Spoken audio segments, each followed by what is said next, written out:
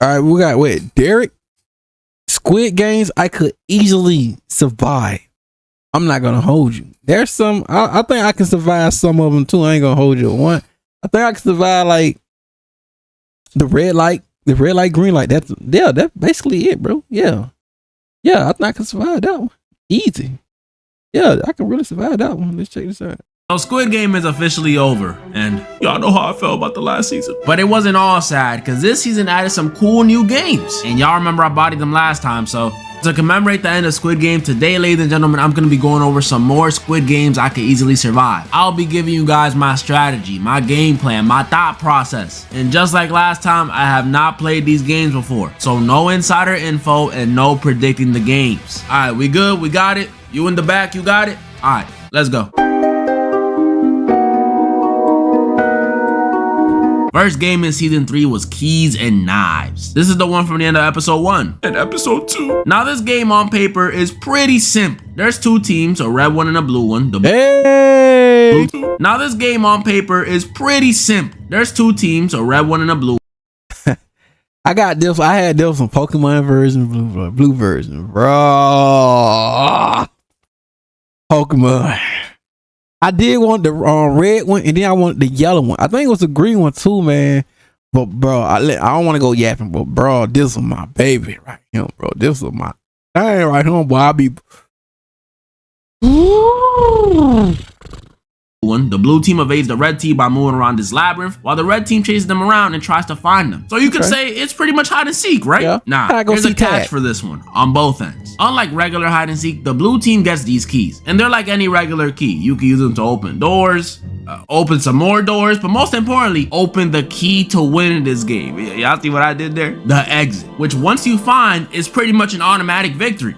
Unless you're the shaman. The hiders get an exit? That's pretty neat, right? Nah, because we gotta remember, the name of the game is Keys and Knives, ladies and gentlemen, and the blue team gets the keys. So that means the red team gets the knives. Yup, that's right. This game isn't hide and seek at all. This game is manhunt, meaning depending on which team I'm on, I'm either gonna be hunted or be the huntee. That's not good. So that's the first thing we gotta figure out. Phase 1, which team will I be on? In the show, the players find out by getting one of these 2 balls, from this huge gumball machine. And unfortunately, I don't have one of those. I lost mine last week. But don't worry, I thought of the next best thing. Hey Siri, pick a color, red or blue.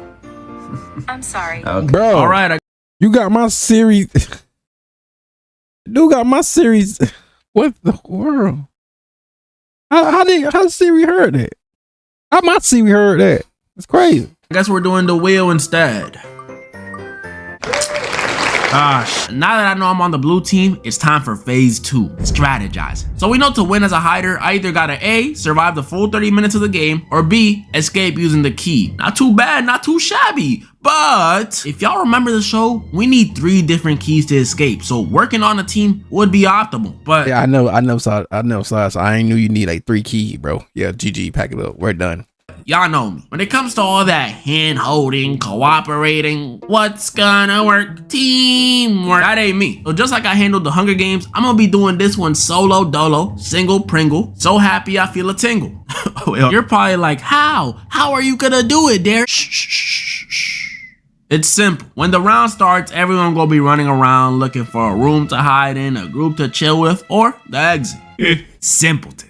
Not me. I'm gonna be looking for a stairwell. Why? Not only would it be somewhere I can hide, but most importantly, somewhere I can catch someone lacking. You see, every year there are over 1 million staircase related accidents, and that's just in the US. Some of them proven fatal, RIP. And I'm banking on another one happening during the game. Walk with me. I'll be in the stairwell behind the door on some push that joker day-ho stuff, just waiting. And the second I hear someone, I'll pull an Until Dawn. Don't move. I'll wait to hear the footsteps go up about halfway up the stairs, and I'll peek around the corner of the door and see a red vest. It's go time. I'll pounce, attacking them from behind. Pause. And judging by how easy it was for Deho to murk the red vest he fought, like for real, how did this dude die? I think I can and will take him out. And once I do, here comes the best part. Y'all probably think I'm just gonna pick up his knife and run around for the rest of the game. Nah, I will pick up his knife, but I'm also gonna swap vest with him. Ooh, I know that idea is so tough. I know it is. You don't gotta tell me. And before y'all say it's against the rules, hey, nobody tried it. Y'all cannot tell me this isn't a smart idea. Smartest player in the game, Sang-woo, Myung-gi? Nah.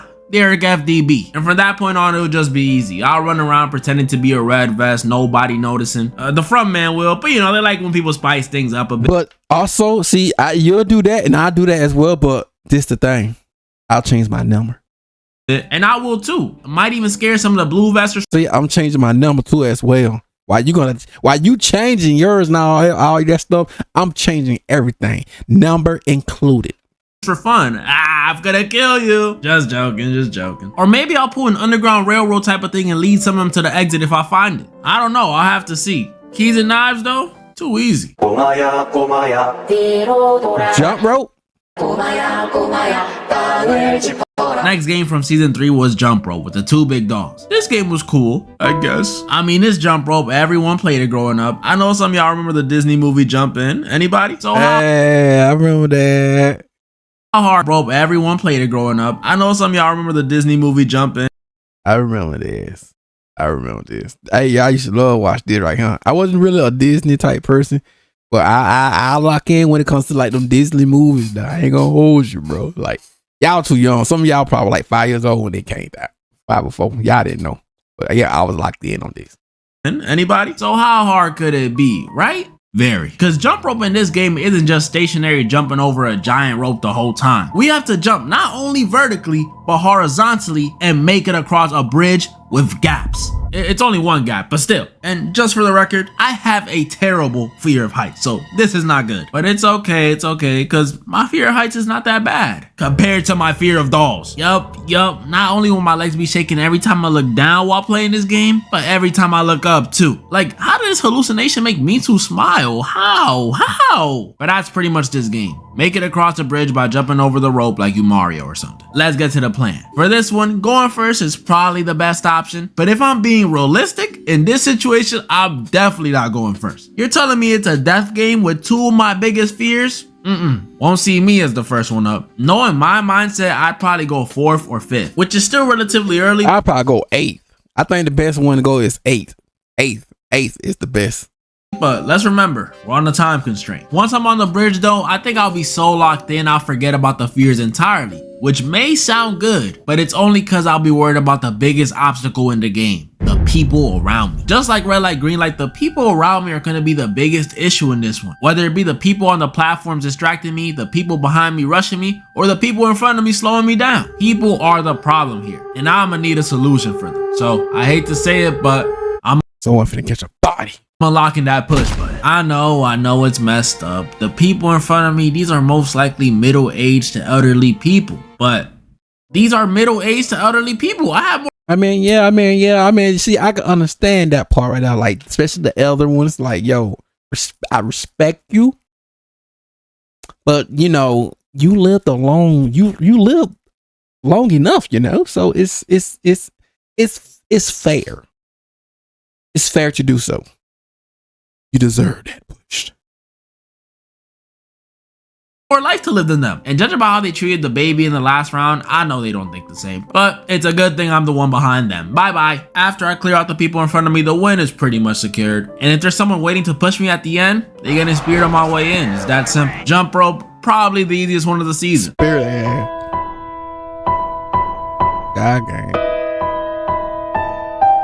I swear game. Now the final game. Squid Game in the Sky. This one was probably the most difficult one in the entire season. Because while in jump rope, yeah, I had to deal with people. In this one, I gotta deal with people. Because instead of immediately resorting to violence, I gotta discuss and decide with the other players which one of us should be eliminated every round. That's tricky. People are stubborn. I've had arguments with friends over not sharing a freaking Popeyes 3-piece. So imagine trying to convince a bunch of strangers I'm worth not only sharing their money with, but convincing them I'm not worth eliminating. Yeah, that 3-piece is definitely easier. So for this one, my plan is gonna have to be on point. And after hours and hours and hours of pondering on it. See, I can come up with something crazy, bro, because I watch too many anime.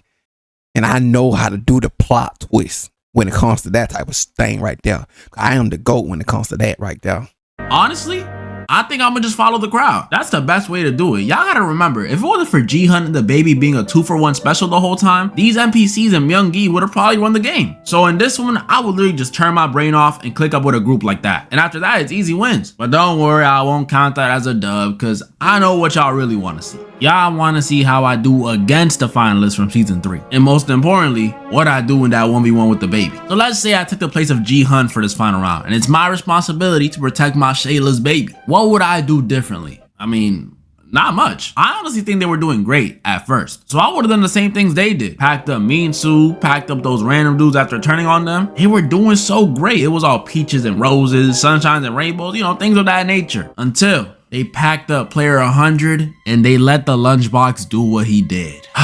Y'all already know how I feel about both of these decisions. I don't even like the old man. You can say I hate him. But in this scenario, why are we killing him? We need options. What do they say? Live life in abundance? We needed more of that. And actually, I'm tripping. This wasn't where they messed up. They messed up when Ji-Hun suggested to draw lots when the lunchbox was literally right there. That was a layup, an easy win. Why are we talking about fairness in a game where you literally have to kill each other? So if I was G-Hunt in this situation, I would have been one. It wouldn't have even gotten to this point. When they suggested the lunchbox method, I would have agreed immediately, no hesitation. Would have left with some money and the baby. I would have been good. But let's say for some reason all that stuff still does happen, and now it's a 1v1v1. Me, the baby, and Myung-gi. What am I gonna do here? Well, I'll tell you what I won't do. Offer to sacrifice myself. Like, he was tripping. I get there's not that much out there in the world for him because he feels like his daughter hates him and he's gonna be sad because he failed to stop the games. But bro, after seeing what 333 just did, before even trying to threaten his baby, I would have gone on that next platform, pressed the button, and packed them up immediately. Maybe fake the self-sacrifice, and when he's off guard, just push it. That's what I would have done. Now, let's say I somehow forgot to press the button and now it's me versus the baby. Mind you, this is my Shayla's baby. And we all know the baby can't fight back. It's a baby.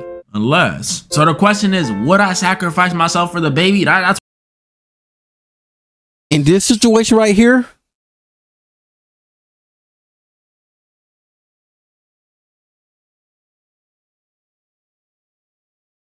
It's you or the baby, bro.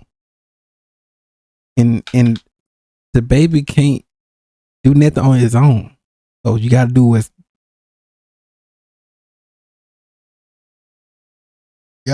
best. Nani. what this whole video was building up to. Would I sacrifice myself for a newborn baby?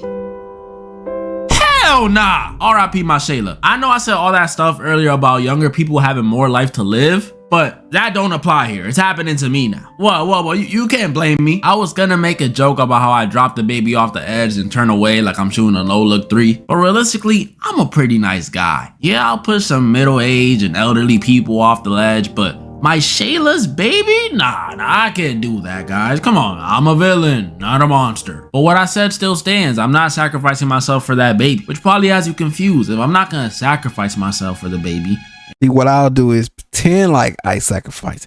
I'm gonna use my shirt and wait, like some type of way. And I'm not gonna murk the baby, then what am I gonna do? Easy. I'm picking the third option. I'ma vote to end the games the same way Ji-Hun almost did with Sang-woo. Except in this case, the baby doesn't get a say. It pretty much has no rights. So the votes, 1-0, game over. And that's how you survive, baby. That's how you survive. Yeah, I technically didn't win, but let that not be 222's baby or my baby. That's gonna be the quickest no-look 3 you ever seen. I'm chucking that baby. That was pretty much all the games I could go over. I mean, at least until Squid Game USA. Netflix, hit my email. I want to die in the first game. Hit my email. As y'all can see, of course, I won again. Flawless victory. Comment down below the ones you guys think I was wrong or right about, and comment down below the ones you guys think you'll survive. Also, before you go, there's something very important I wanted to tell you guys. Thank you so much for 700K. Like 700,000. Wow.